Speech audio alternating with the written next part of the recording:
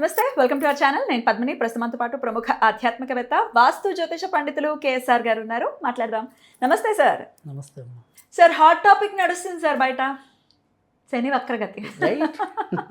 శని వక్రగతి రీత్యా ఫలితాలు అంటే నువ్వు కూడా వీడియోలు చేసావు కదా అనకండి.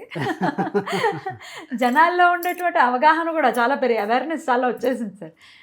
సో శని వక్రగతి కదా, ఏంటి మరి మా పరిస్థితి, మా రాశి పరిస్థితి ఏంటి అని కమెంట్ చేసే వాళ్ళు కూడా ఉన్నారు.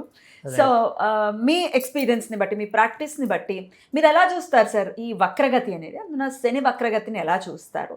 ఈ 139 రోజులు కూడా ఆయన ఫలితాలు ఎలా ఉంటాయి? కొన్ని రాశుల వారికి మరి ఏళ్ళనాటి శని, అష్టమ శని, అర్ధాష్టమ శని నడుస్తూ ఉంది.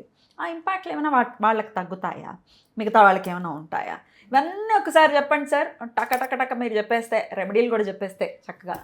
అది ఎప్పుడు కూడా మనం గుర్తుంచుకోవాల్సింది ఏంటంటే, అన్ని రాసుల మీద వక్రం అనేది ఎప్పుడు కూడా ఒకే రకమైన ప్రభావం ఉండే అవకాశం లేదు. ఓకే. సో మనకి ఏంటి అంటే కనుక, శాస్త్రం ఏం చెప్తుంది అంటే కనుక, మంచి గ్రహాలు అంటే గురుడు అనుకోండి ఉదాహరణకి, ఇది జనరల్ కదా. శని చెడ్డ గ్రహం కదా. సో చెడ్డ గ్రహాలు వక్రించినప్పుడు దాని ఫలితం అంత ఎఫెక్టివ్ కాదు అని, తగ్గుతుంది అని.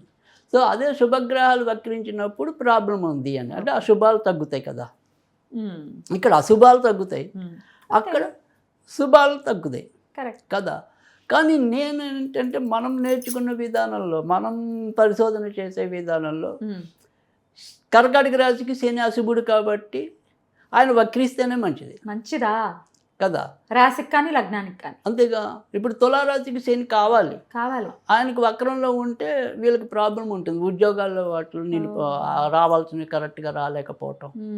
అది తర్వాత రెండోది వచ్చేప్పటికి ఏంటంటే, మనం నక్షత్రం ప్రకారం చూసినప్పుడు ఇప్పుడు ప్రస్తుతం అయితే కనుక ఇంచుమించుగా అక్టోబర్ 10వ తారీఖు వరకు కూడా రేవతి నక్షత్రంలోనే ఉండటం అనేది జరుగుతుంది. శని. సో శని రేవతి నక్షత్రంలో ఉన్నప్పుడు కన్నా కూడా అక్టోబర్ 2 తర్వాత, అక్టోబర్ 10 నుంచి తన సొంత నక్షత్రం ఉత్తరాభాద్రకు చేరుకుంటాడు. అప్పుడు మరీ వ్యాకులమైన ఫలితాలు. అప్పుడు అంటే ఎవరికి వ్యాకులత, ఎవరికి ప్రతికూలత, అనుకూలత, అవన్నీ మనం అక్టోబర్ 10న ఇంకా చాలా చక్కగా చెప్పచ్చు. అయితే అక్టోబర్, నవంబర్, డిసెంబర్ వరకు అయితే ఇంకా ఎక్కువ యాక్యురేట్ రిజల్ట్స్ ఉంటాయి, ఇంకా ఖచ్చితమైన రిజల్ట్. అదే అంటున్నా. రైట్. డిసెంబర్ 10 వరకు అంటే అది చెడైనా మంచైనా. కానీ ఇక్కడ ఉన్న రేవతి నక్షత్రంలో కొద్దిగా మిశ్రమంగానే ఫలితాలు ఉంటాయి తప్ప మరీ మనం భీతిల్లేలాగా అయితే మాత్రం ఉండవు. సో అంత మరీ కలత చెందాల్సిన అవసరం అయితే ఉండదు. ఎందుకంటే ఇక్కడ తను కేవలం బుధుడి నక్షత్రంలో, తన యొక్క మిత్రుడి నక్షత్రంలో ఉంటాడు. సో బలం కొద్దిగా తక్కువ ఉంటుంది, ఎందుకంటే బేసిక్గా బుధుడు మంచివాడు కాబట్టి. కానీ అదే ఉత్తరభద్ర నక్షత్రం వచ్చేప్పటికి ఆయన బలం, ఆయన సొంత నక్షత్రం అది. సో అందుకని దీన్ని ఒకే ఘాటిన కట్టలేము. Okay sir. కానీ ఇక్కడ రేవతి నక్షత్రంలో ఉన్నంతకాలం మేషరాశి వారికి బుధుడు షష్టమాధిపతి కాబట్టి ఖచ్చితంగా అనారోగ్యాలు ఉంటాయి. సో అదే వృషభ రాశి వారికి ధన పంచమాధిపతి కాబట్టి ధనం ఖర్చు అనేది ఎక్కువ ఉంటుంది, సంతానపరంగా ఏవో రకమైన సమస్యలు వస్తూ పోతూ ఉంటాయి. అదే మిథున రాశి వారికి వచ్చేప్పటికి ఏంటంటే లగ్న చతుర్థాధిపతి కాబట్టి ఇంట్లో ఎప్పుడు కూడా ఒక ఇబ్బంది వదిలితే మరొక ఇబ్బంది తగులుకోవటం అనేది ఒకటి. వీళ్ళకి కూడా ఎముకలు, నరాలు, కీలకు కానీ ఊపిరితిత్తులకు సంబంధించిన కానీ అనారోగ్యాలు రావడానికి మిథున రాశి వారికి ఉంటుంది. అదే కర్కాటక రాశి వారికి వచ్చేప్పటికి అష్టమ సప్తమాధిపతి కాబట్టి భార్యాభర్తల మధ్య ఏవో రకమైన చికాకులు ఏర్పడుతూ ఉండటం అనేది, ఇంటికి సంబంధించిన విషయాలు అటు ఇటు తేలకుండా మందంగా ఉండిపోవటం అనేది ఉంటుంది. రోగం కూడా ఉండదు. మనం ఏమంటాం, పరీక్షలన్నీ చేయించుకుంటే నార్మల్ ఉంటుంది, కానీ లోపల ఏదో ఒక రకమైన చికాకుగానే ఉండడం అనేది అయితే కనుక కర్కాటక రాశికి ఉంటుంది. అదే సింహరాశికి వచ్చేప్పటికి ఏంటంటే సప్తమాధిపతి, షష్టమాధిపతి కనుక అక్కడ వీళ్ళకి మళ్ళీ ఉద్యోగాల్లో ప్రతిస్తంభన ఉంటుంది. అంటే ఉద్యోగాల్లో వీళ్ళకి రావాల్సిన సకంగా రాలేకపోవటం, భార్యాభర్తల మధ్య సమన్వయం లోపించటము, తర్వాత ఏదైనా సరే ఇప్పటికీ వాళ్ళు ఏదైనా విడాకుల గుమ్మం ఎక్కారనుకోండి, ఆ కోర్టు ఒక పట్టణం తేల్చకపోవటం, అంటే అక్కడ ప్రతిస్తంభన. సో అది సింహరాశి వాళ్ళకి ఉంటుంది. అదే కన్యారాశి వారికి వచ్చేప్పటికి ఏంటంటే వీళ్ళకి పంచమాధిపతి అవుతున్నాడు, తర్వాత షష్టమాధిపతి, ఎవరు? శని. అంతేగా. అందుకని వీళ్ళకి కూడా ఉద్యోగాల్లో సేమ్ అదే రకమైన పరిస్థితి, ప్రతిస్తంభన అనేది ఉంటుంది, రోగం అనేది ఖచ్చితంగా ఉంటుంది. తర్వాత సంతానం కావాలనుకుని కోరుకునే దంపతులు ఎవరైనా ఉంటే సంతానం ఏర్పడకపోవటానికి కూడా అవకాశాలు ఎక్కువ ఉంటాయి, కామవాంఛలు తక్కువ ఉంటాయి. అంటే భార్యాభర్తలకు మధ్య రిలేషన్స్కి ఏదైతే కావాలో అవి అక్కడ లోపిస్తాయి. సో అందుకే కన్యారాశి వాళ్ళకి ఆ రకమైన చికాకు ఎక్కువ పట్టడం అనేది ఉంటుంది. అదే తులారాశి వారికి వచ్చేప్పటికి పంచమాధిపతి, చతుర్థాధిపతి. సో అందుకని ఇంట్లో కూడా వీళ్ళకి కూడా సేమ్ మిథున రాశి వాళ్ళగానే ఒక సమస్య వెళ్తే ఇంకో సమస్య తగులుకోవటం అనేది ఒకటి, సంతాన పరంగా ఏదో రకమైన వ్యాకులత చోటు చేసుకోవటం అనేది వీళ్ళకు ఉంటుంది. అంటే ఇప్పుడు సపోజ్ సంతానం ఉంది, మొండితనం ఉంది, లేదా రోగం వచ్చింది, వాళ్ళకు పట్టణం నయం కాదు. సో అందుకని సంతానం యొక్క విషయాల్లో వీళ్ళు ఎంతో కొంత శ్రద్ధ వహించటం అనేది తులారాశి వారి కోసం. అదే వృశ్చిక రాశి వారికి వచ్చేప్పటికి తృతీయాధిపతి అయ్యాడు, చతుర్థాధిపతి అయ్యాడు. అంటే ఇతరులతో, తోబుట్టువులతో అవ్వచ్చు, రక్త సంబంధీకులతో ఏవో రకమైన గొడవలు వస్తాయి. తర్వాత కాంపిటేటివ్ ఎగ్జామ్స్లో ఫెయిల్ అవుతారు, ఎందుకంటే వీళ్ళు అనుకున్నట్టుగా ఆ స్కిల్స్ అనేవి బయటికి రావు. సో అందుకని వృశ్చిక రాశి వారికి అయితే కనుక ఆ రకమైన సమస్యలు ఉండటం అనేది ఒకటి. తల్లిగారి ఆరోగ్య విషయంలో జాగ్రత్తగా ఉండాలి. చతుర్థాధిపతి చతుర్థ స్థానంలో ఉంటాడు కాబట్టి తల్లి ఆరోగ్యము, తల్లి ప్రవర్తన, తల్లి విషయాలు అనుకోండి ఆ రకంగా ఉండటం. రుణం కోసం ప్రయత్నిస్తున్నట్టయితే, అంటే రుణం తీసుకుని ఇల్లు తీసుకుందాం అనుకున్నాం కానీ ఇల్లు ఒక పట్టణ ఆ రుణం మంజూరు అవ్వదు, ఎందుకంటే ఈయన ప్రతిస్తంభంలో ఉంటాడు కదా. సో అందుకని వెంటనే ఆ గృహానికి సంబంధించిన రుణాలు రాలేకపోవటం అనేది ఉంటుంది.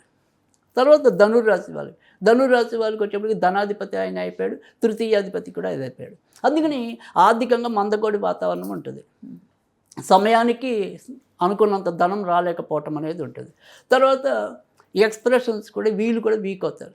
అబ్బా ఇంతకంటే నేను బాగా చెప్పి ఉండేవాడిని కదా, ఆ రోజు ఎందుకో నేను చెప్పలేకపోయాను, ఈ రకమైన శోభ ధనుర్రాశి వాళ్ళకు ఉంటుంది. తర్వాత తోడబుట్టిన వాళ్ళు ఎవరికైనా ప్రమాదం అంటుకెళ్ళే అవకాశాలు ఉంటాయి. సో అది ధనుర్రాశి వాళ్ళకు ఉంటుంది. తర్వాత మకర రాశి వారికి వచ్చేప్పటికి లగ్నాధిపతి ఆయనే, ధనాధిపతి ఆయనే. కనుక వీళ్ళు కూడా ఆరోగ్య విషయంలో ఖచ్చితంగా జాగ్రత్త తీసుకోవాలి. ప్రస్తుతం వీళ్ళకున్న గ్రహస్థితిలో అష్టమ స్థానంలో కూడా కేతు ఉన్నాడు ఆల్రెడీ, ఇప్పుడు శుక్రుడు కూడా చేరున్నాడు. సో అందుకని ముఖ్యంగా ఏదైనా సరే గుండెకి సంబంధించిన ఒకటి, డయాబెటీస్ మీద వచ్చేవి ఒకటి, వీటి విషయంలో చాలా కేర్ తీసుకోవాలి మకర రాశి వాళ్ళు. తర్వాత రెండోది ఏంటంటే వీళ్ళకి కూడా ఆర్థికంగా వాళ్ళు ఎంత కష్టపడుతున్నా కూడా రావాల్సిన, ఆల్రెడీ వీళ్ళు ఏదైనా కాంట్రాక్ట్ బిజినెస్లో కానీ, రియల్ ఎస్టేట్ కానీ ఇలాంటివి ఏమైనా ఉంటే కనుక అవన్నీ కూడా వాటికి సంబంధించిన మనీ సకాలంలో వీళ్ళకి విడుదల కాలేకపోవటం, ఆ బేరసారాలు సరిగ్గా సాగకపోయే అవకాశాలు అయితే కనుక మకర రాశికి ఎక్కువ ఉంటాయి.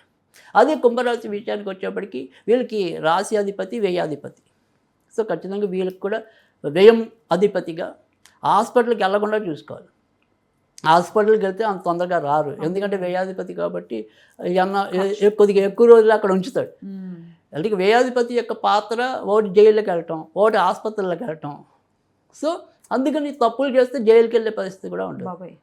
సో అందుకని చలానాలు ఏవైనా సరే, అంటే ఒక్కోసారి అలా కోర్టు గుమ్మమో పోలీసు గుమ్మమో ఎక్కకుండా ఉండే పరిస్థితి ఉండకపోవచ్చు. సో తర్వాత ఖర్చులు అవన్నీ ఎలాగో నియంత్రణలోకి రావు, అది వేరే విషయం. సో ఆరోగ్యం కూడా ఖచ్చితంగా జాగ్రత్త తీసుకోవాలి. అదే మీనరాశికి వచ్చేప్పటికి వ్యయాధిపతి, లాభాధిపతి రెండు ఆయన. సో ఆ లాభాలను అంటే ఉద్యోగాల్లో కానీ, వ్యాపారాల్లో కానీ ప్రతిస్తంభన, సకాలంలో డబ్బులు రావు.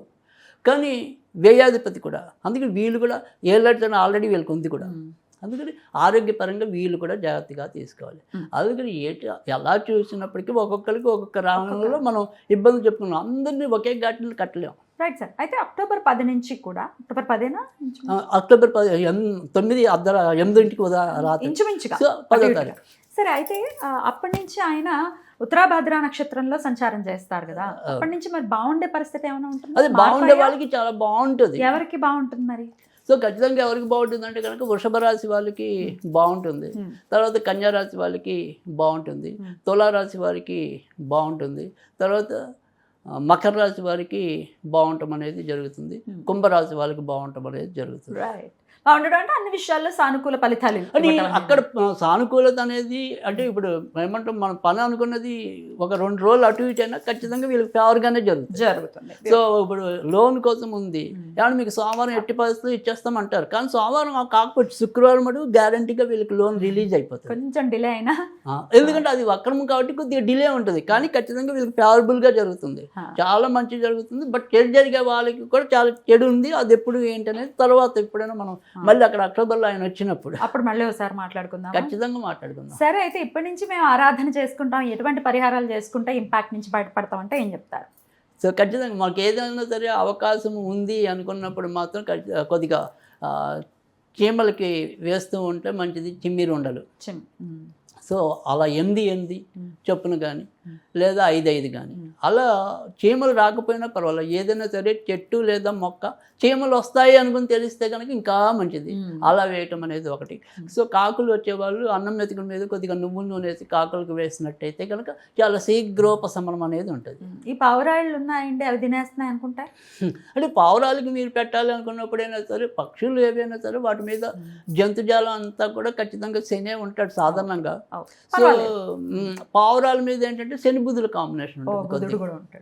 సో అది అయినప్పటికీ కూడా పర్వాలేదు, బుధుడు నక్షత్రంలోనే ఇప్పుడు ఉన్నాడు కదా, సో అందుకని పావురాలకి వేసినా తప్పు లేదు. కానీ నేననేది ఏంటంటే మీరు పక్షులకు వేసేదైనా సరే, కుక్కలకు వేసేదైనా సరే, వేటి మీద ఎవరికి వేసినా సరే వాళ్ళకి వేసే ఆహారం మీద ఒక చుక్క నువ్వుల నూనె వేసి వేయండి. ఓకే, అది మీకు చాలా శీఘ్రంగా ఫలితం ఇవ్వడానికి ఉంటుంది. బ్యూటిఫుల్ సార్, చాలా అద్భుతంగా వివరించారు. ఖచ్చితంగా ఈ విషయాల్లో జాగ్రత్తలు తీసుకోవాలన్న ఉద్దేశంతో మీరు చెప్పడం జరిగింది. ఖచ్చితంగా ఆ విషయాల్లో జాగ్రత్తలు తీసుకుని చెప్పినటువంటి పరిహారం కూడా చేసుకుని శని వక్రగతి నెగటివ్ ఇంపాక్ట్స్ నుంచి మన వాళ్ళు బయటపడాలని మనస్ఫూర్తిగా కోరుకుంటూ కృతజ్ఞతలు సార్. నమస్తే.